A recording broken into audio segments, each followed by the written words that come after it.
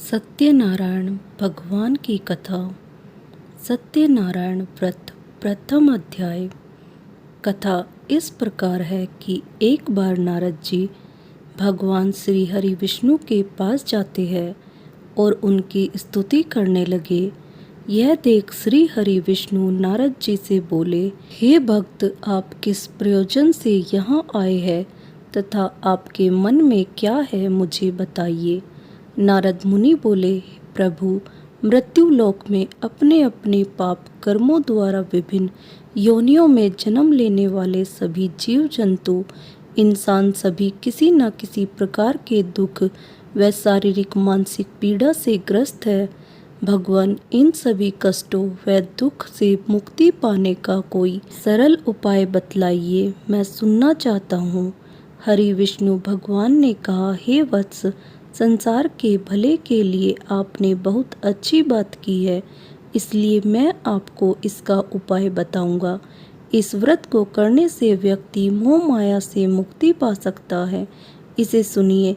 भगवान सत्यनारायण का स्वर्ग और मृत्यु लोक में एक महान पुण्यप्रद व्रत है। आपके स्नेह के कारण मैं इसे कह रहा हूँ। विधि विधान से भगवान सत्यनारायण व्रत करके मनुष्य शीघ्र ही सुख समृद्धि प्राप्त कर मृत्यु के बाद परलोक में मोक्ष प्राप्त कर सकता है। भगवान विष्णु की बातें सुनकर नारद मुनि बोले, प्रभु, इस व्रत को करने का क्या फल मिलता है, इसका विधान क्या है तथा इस व्रत को किसने किया, यह सब विस्तार पूर्वक बताइए, मेरी सुनने की इच्छा है। श्री हरि विष्णु ने कहा, यह सत्यनारायण व्रत दुख, शारीरिक मानसिक शोक आदि का शमन करने वाला है। वह धन धान्य की वृद्धि करता है, सौभाग्य अखंड करता है और संतान प्राप्ति के लिए किया जाता है। भक्ति और श्रद्धा से बंधुओं के साथ धर्म में तत्पर होकर सायंकाल के समय भगवान सत्यनारायण की पूजा आराधना करे।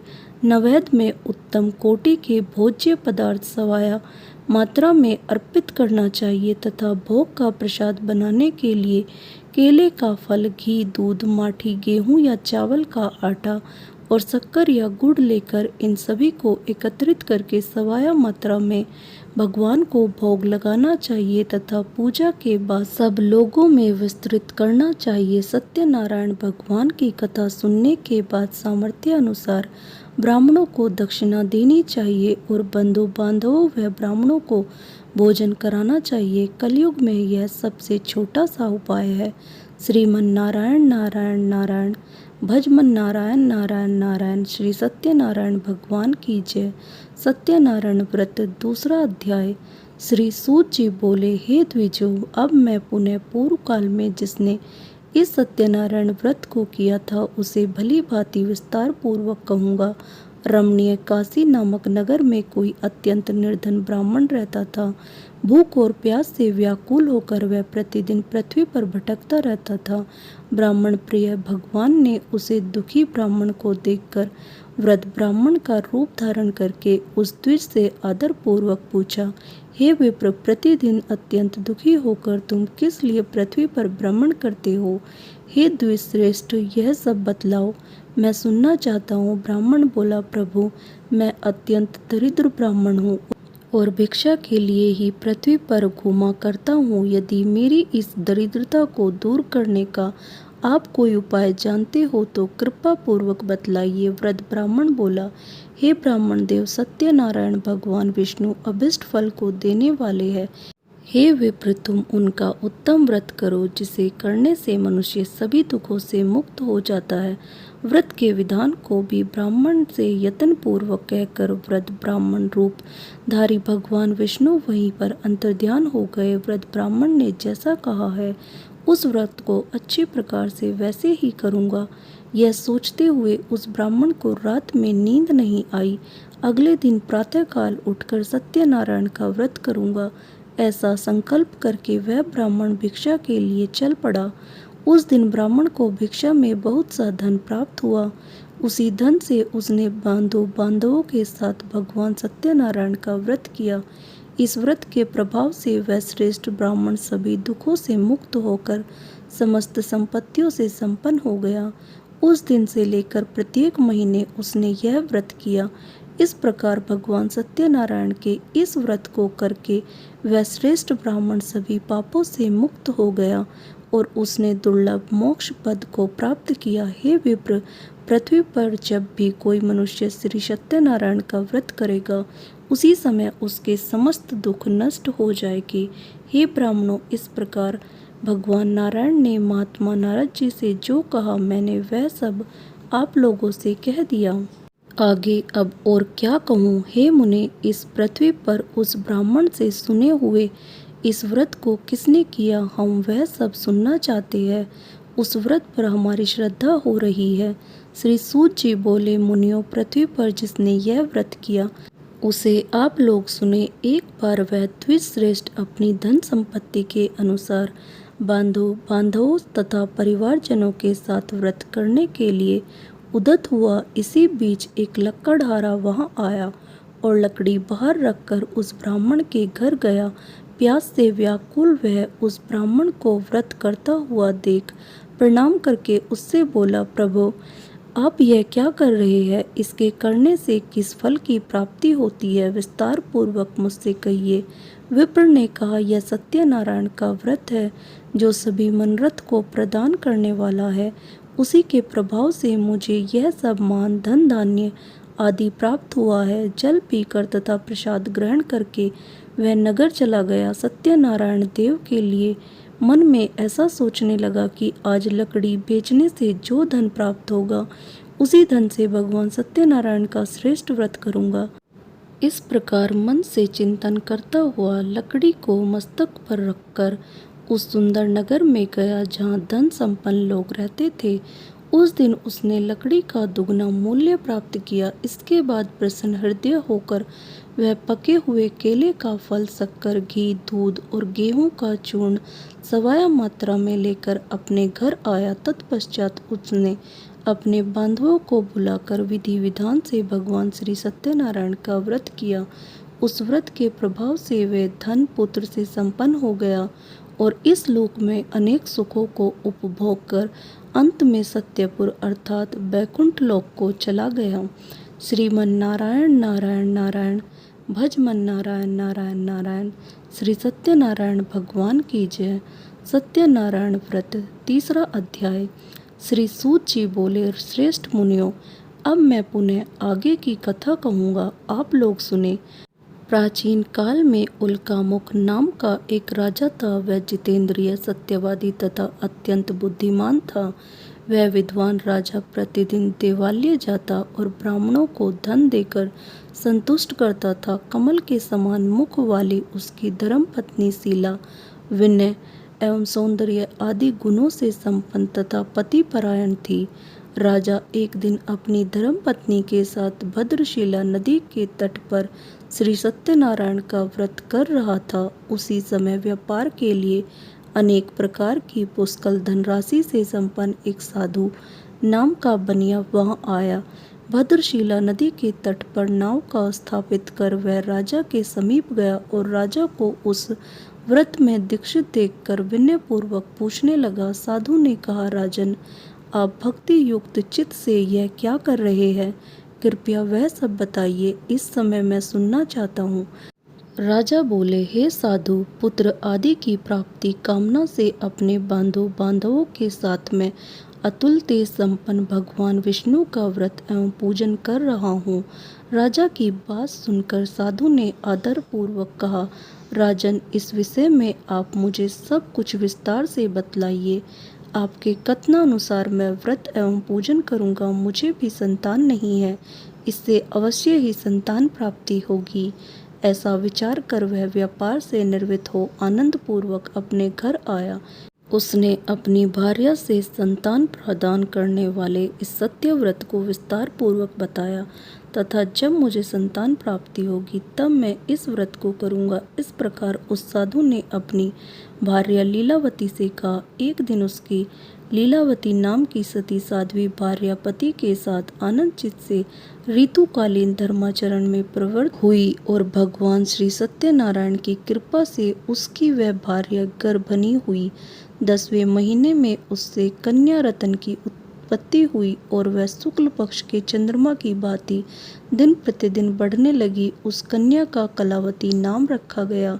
इसके बाद एक दिन लीलावती ने अपने स्वामी से मधुर वाणी में कहा, आप पूर्व में संकल्पित श्री सत्यनारायण के व्रत को क्यों नहीं कर रहे हैं? साधु बोला, प्रिय, इसके विवाह के समय व्रत करूंगा। इस प्रकार अपनी पत्नी को भली भांति आश्वस्त कर वह व्यापार करने के लिए नगर की ओर चला गया। इधर कन्या कलावती पिता के घर में पढ़ने लगी। तदंतर धर्मज्ञ साधु ने नगर में सखियों के साथ क्रीड़ा करती हुई अपनी कन्या को विवाह योग्य देखकर आपस में मंत्रणा करके कन्या विवाह के लिए श्रेष्ठ वर का अन्वेषण करो, ऐसा दूत से कहकर शीघ्र ही उसे भेज दिया। उसकी आज्ञा प्राप्त करके दूत कांचन नामक नगर में गया और वहां से एक वाणिक का पुत्र लेकर आया। उस साधु ने उस वाणिक के पुत्र को सुंदर और गुणों से संपन्न देखकर अपनी जाति के लोगों तथा बांधवों के साथ संतुष्ट हो विधि विधान से वाणिक पुत्र के हाथ में कन्या का दान कर दिया। उस समय वह साधु बनिया दुर्भाग्यवश भगवान का वह उत्तम व्रत भूल गया। पूर्व संकल्प के अनुसार विवाह के समय में व्रत न करने के कारण भगवान उस पर रुष्ट हो गए। कुछ समय के पश्चात अपने व्यापार कर्म में कुशल वह साधु बनिया काल की प्रेरणा से अपने दामाद के साथ व्यापार करने के लिए समुद्र के समीप स्थित रत्नसारपुर नामक सुंदर नगर में गया और अपने श्री संपन्न दामाद के साथ वहां व्यापार करने लगा। उसके बाद वे दोनों राजा चंद्रकेतु के रमणीय नगर में गए। उसी समय भगवान श्री सत्यनारायण ने उसे भ्रष्ट प्रतीक देखकर इसे दारुण, कठिन और महान दुख प्राप्त होगा यह श्राप दे दिया। एक दिन एक चोर राजा चंद्रकेतु के धन को चुराकर वहीं आया जहां दोनों वाणिक स्थित थे। वह अपने पीछे दौड़ते हुए दूतों को देखकर भयभीत चित्त से धन वहीं छोड़कर शीघ्र ही छिप गया। इसके बाद राजा के दूत वहां आ गए जहां वह साधु वाणिक था। वहां राजा के धन को देखकर वे दूत उन दोनों वाणिक पुत्रों को बांध कर ले आए और हर्षपूर्वक दौड़ते हुए राजा से बोले, प्रभु, हम दो चोर पकड़ लाए हैं, इन्हें देखकर आप आज्ञा दे। राजा की आज्ञा से दोनों शीघ्र ही दृढ़ता पूर्वक बांधकर बिना विचार किए महान कारागार में डाल दिए गए। भगवान सत्यदेव की माया से किसी ने उन दोनों की बात नहीं सुनी और राजा चंद्रकेतु ने उन दोनों को धन भी ले लिया। भगवान के श्राप से वाणिक के घर में उसकी भार्या भी अत्यंत दुखित हो गई और उनके घर में सारे का सारा जो धन था वह चोर ने चुरा लिया। लीलावती शारीरिक तथा मानसिक पीड़ाओं से युक्त भूख और प्यास से दुखी हो अन्न की चिंता से दर दर भटकने लगी। कलावती कन्या भी भोजन के लिए इधर उधर प्रतिदिन घूमने लगी। एक दिन भूख से पीड़ित कलावती एक ब्राह्मण के घर गई।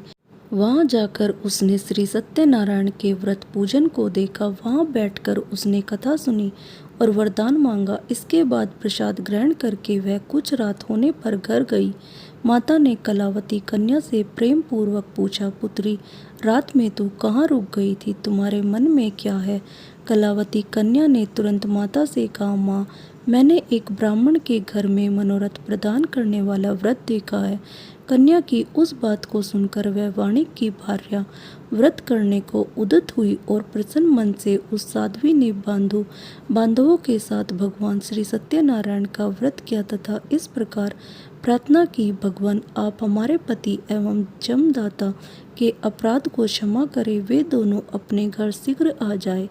इस व्रत से भगवान सत्यनारायण पुनः संतुष्ट हो गए तथा उन्होंने नृपश्रेष्ठ चंद्रकेतु को स्वप्न दिखाया और स्वप्न में कहा, नृपश्रेष्ठ, प्रातःकाल दोनों वाणिकों को छोड़ दो और वह सारा धन भी दे दो जो तुमने उनसे इस समय ले लिया है, अन्यथा राज्य, धन एवं पुत्र सहित तुम्हारा सर्वनाश कर दूंगा। राजा से स्वप्न में ऐसा कहकर भगवान सत्यनारायण अंतर्ध्यान हो गए। इसके बाद प्रातःकाल राजा ने अपने सभासदों के साथ सभा में बैठकर अपना स्वप्न लोगों को बताया और कहा, दोनों बंदी वाणिकों पुत्रों को शीघ्र ही मुक्त कर दो। राजा की ऐसी बात सुनकर वे राजपुरुष दोनों महाजनों को बंधन मुक्त करके राजा के सामने लाकर विनय पूर्वक बोले, महाराज, बेड़ी बंधन से मुक्त करके दोनों वाणिक पुत्र लाए गए हैं। इसके बाद दोनों महाराज नरपश्रेष्ठ चंद्रकेतु को प्रणाम करके अपने पूर्व वृत्तांत का स्मरण करते हुए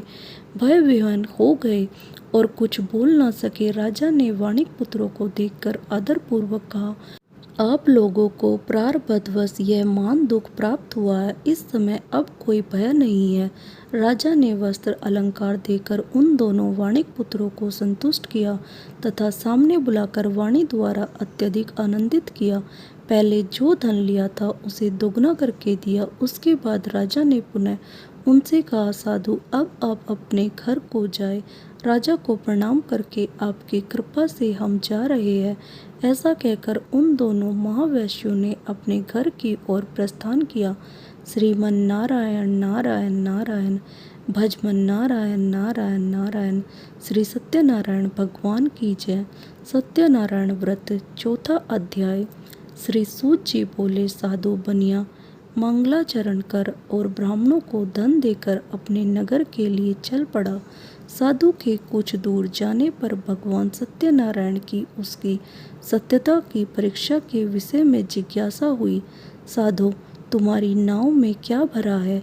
तब धन के मद में चूर दोनों महाजनों ने अवहेलना पूर्वक हंसते हुए कहा, दंडी सन्यासी, क्यों पूछ रहे हो? क्या कुछ मुद्रा लेने की इच्छा है? हमारी नाव में तो लता और पत्ते आदि भरे हैं।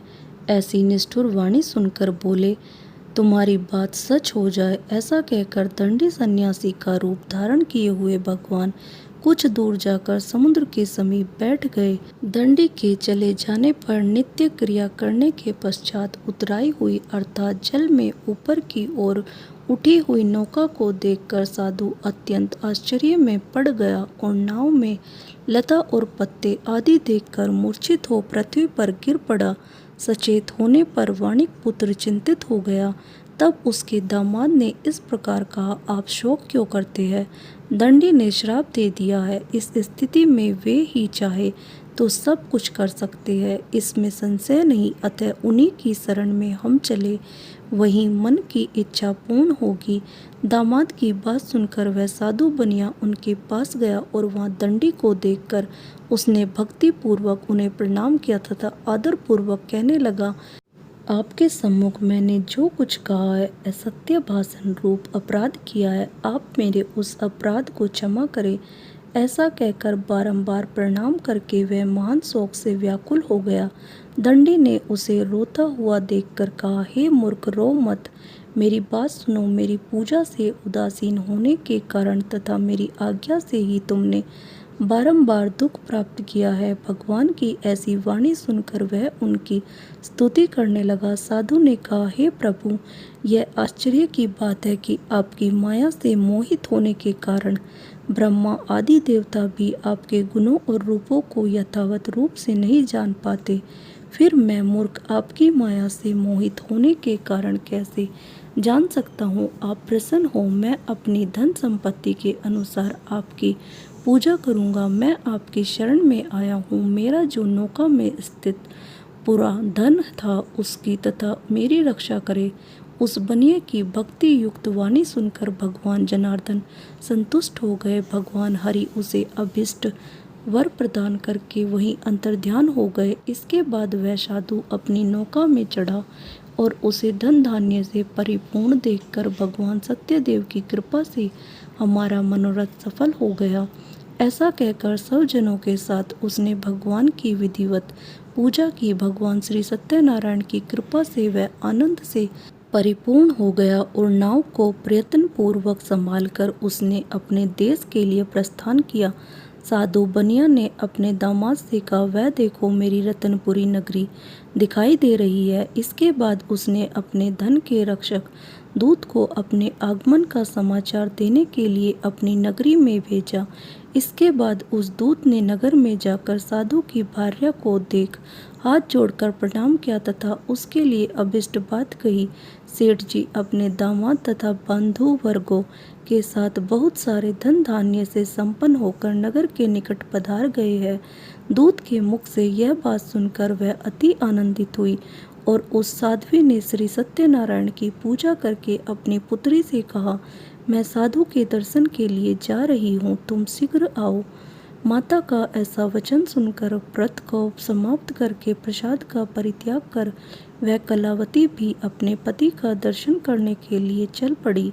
इससे भगवान सत्यनारायण रुष्ट हो गए और उन्होंने उसके पति को तथा नौका को धन के साथ हरण करके जल में डुबो दिया। इसके बाद कलावती कन्या अपने पति को ना देख महान शोक से रुदन करती हुई पृथ्वी पर गिर पड़ी।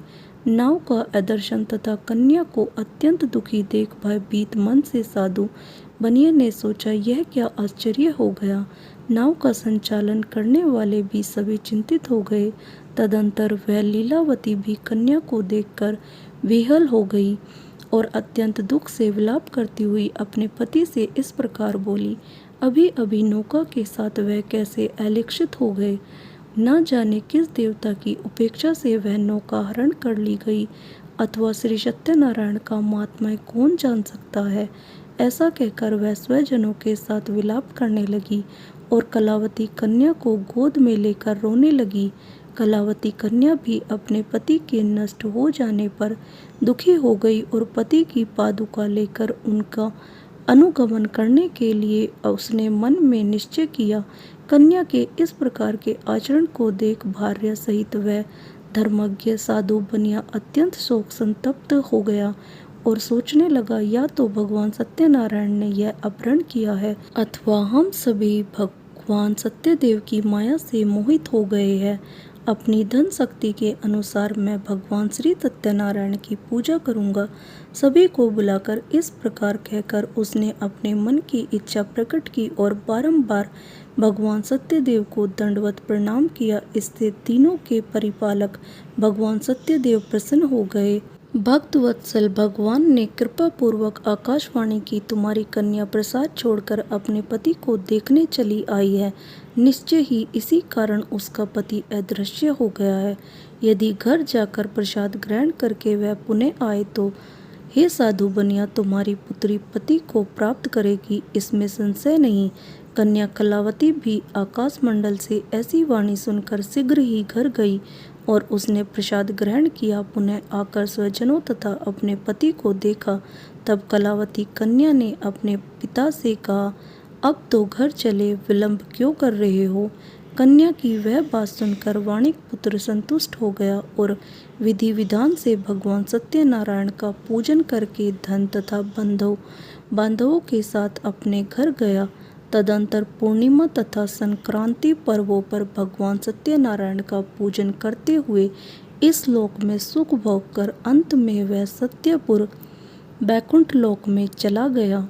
श्रीमन नारायण नारायण नारायण, भजमन नारायण नारायण नारायण। श्री सत्यनारायण भगवान की जय। सत्यनारायण व्रत 5वां अध्याय। श्री सूत जी बोले, श्रेष्ठ मुनियों, अब इसके बाद मैं दूसरी कथा कहूँगा, आप लोग सुने। अपनी प्रजा का पालन करने में तत्पर तुंगध्वज नामक एक राजा था। उसने सत्यदेव के प्रसाद का परित्याग करके दुख प्राप्त किया। एक बार वह वन में बहुत से पशुओं को मारकर वट वृक्ष के नीचे आया।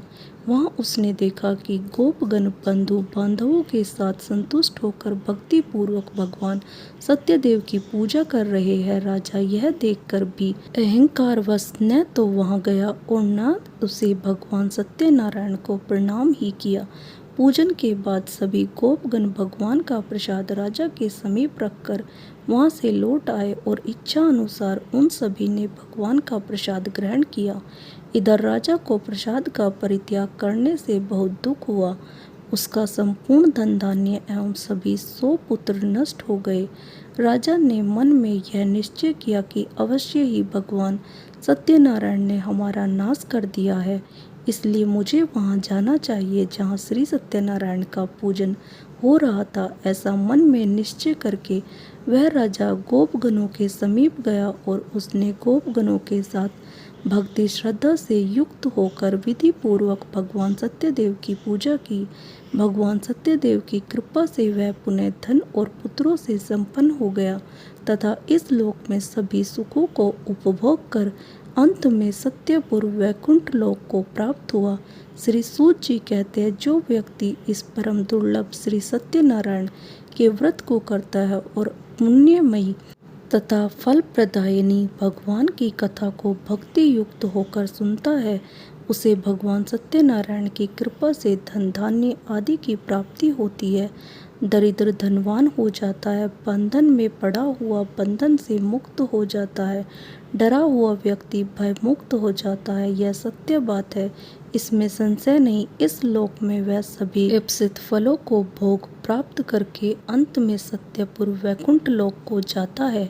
हे ब्राह्मणों, इस प्रकार मैंने आप लोगों से भगवान सत्यनारायण के व्रत को कहा, जिसे करके मनुष्य सभी दुखों से मुक्त हो जाता है। कलयुग में तो भगवान सत्यदेव की पूजा विशेष फल प्रदान करने वाली है। भगवान विष्णु को ही कुछ लोग काल, कुछ लोग सत्य, कोई ईश और कोई सत्यदेव तथा दूसरे लोग सत्यनारायण नाम से कहेंगे।